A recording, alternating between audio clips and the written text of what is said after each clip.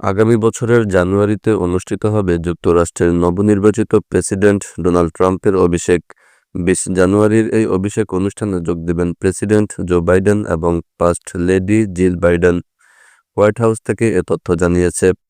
মার্কিন গণমাধ্যম সিবিএস এক প্রতিবেদনে এসব তথ্য জানিয়েছে।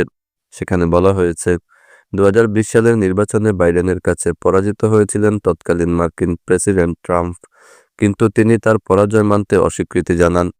নির্বাচনে জালিয়াতির অভিযোগ তোলেন। পরে ২০২১ সালে বাইডেনের অভিষেক অনুষ্ঠানে যোগ দেননি ট্রাম্প।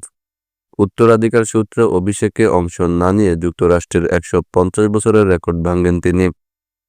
সোমবার এয়ারফোর্স ওয়ানে হোয়াইট হাউসের মুখপাত্র অ্যান্ড্রু বেটস নিশ্চিত করেছেন, বাইডেন এবং ফার্স্ট লেডি শপথ অনুষ্ঠানে অংশগ্রহণ করবেন। তিনি বলেন, প্রেসিডেন্ট প্রতিশ্রুতি দিয়েছিলেন, নির্বাচনে যেই জয়ী হোক না কেন তার শপথ অনুষ্ঠানে উপস্থিত থাকবেন।